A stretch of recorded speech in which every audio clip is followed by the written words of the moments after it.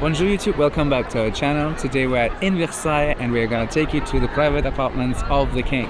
On y va!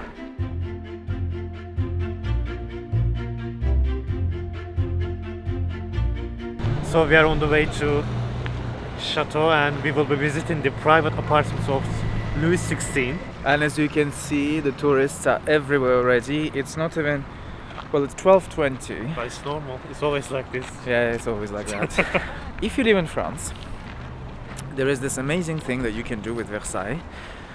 You buy abonnement. So basically like subscription. Subscription, yes. It's a card. For one person it's €65.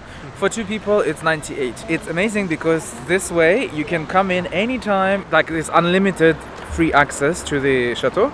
Yeah. Plus if you take the guided tour, then it's only €7 per person, which is incredible because normally to pay for the chateau, how much is it? 32 per person. Yeah, so you can do the calculations yourselves. Yeah. And it's 1 year validity, and plus on top of that you have access to some tours that are not available for general public.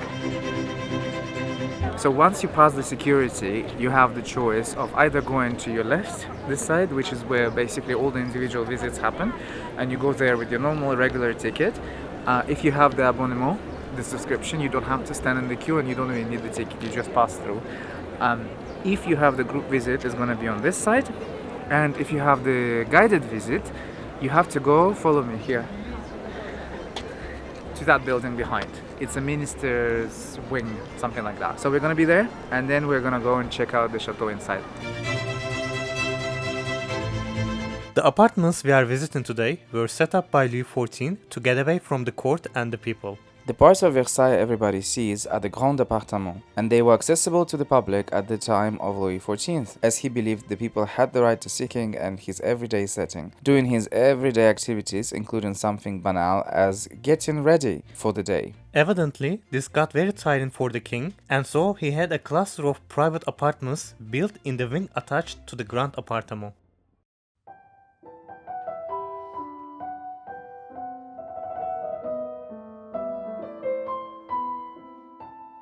It was Louis XV who had many transformations done to these apartments, creating living rooms, work cabinet, dining rooms, libraries, scientific galleries, and even laboratories. All this allowed the sovereign to find a certain intimacy. Louis XVI later used the premises by adapting them for his personal use. These apartments were only accessible by exclusive invites directly from the king.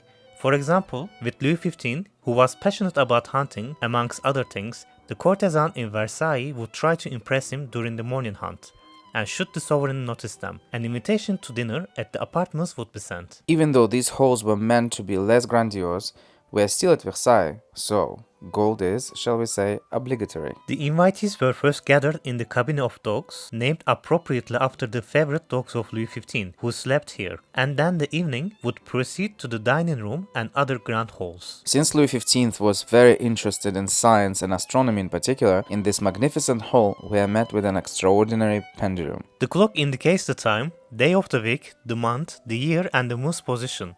In the crystal globe, we can see our solar system and the signs of the zodiac. It was used to set for the first time an official hour throughout the Kingdom of France.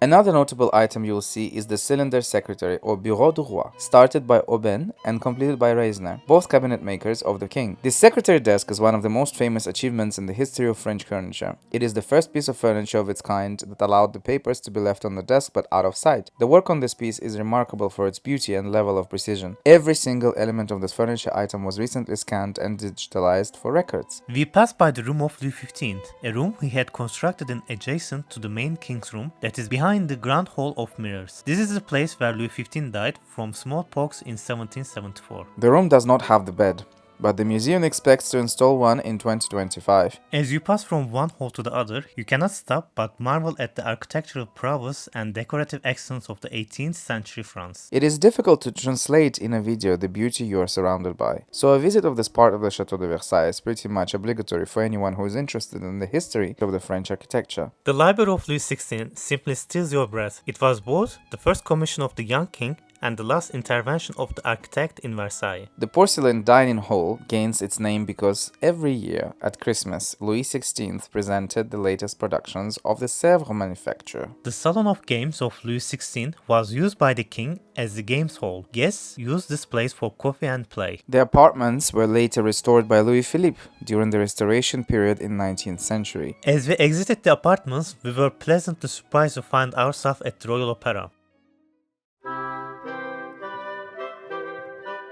It's not mentioned on the booking page for this tour, but the guide took us there. While we had already seen it once back in 2019, it felt a privilege to be there yet again and allowed to witness this incredible hidden corner of Versailles. Work of the architect Jean-Jacques Gabriel. This was the largest theater in Europe at its inauguration in 1770 under Louis XV. It is a real feat of technique and decorative refinement. It was initially planned by Louis XIV, but then set aside in favor of the Château Royal that the monarch felt was more important to complete in his lifetime. It is Louis XV who saw the project completed right in time for marriage of Louis XVI and the future Queen Archduchess Marie Antoinette. The opera has been used for regular concerts since 2009. And let us know in the comments if you would like us to come back here for a more detailed visit.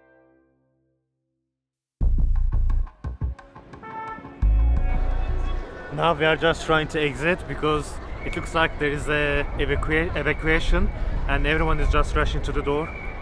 So we don't want to stay here either. Well, the positive thing, we're gonna be exiting from the grille that is always closed.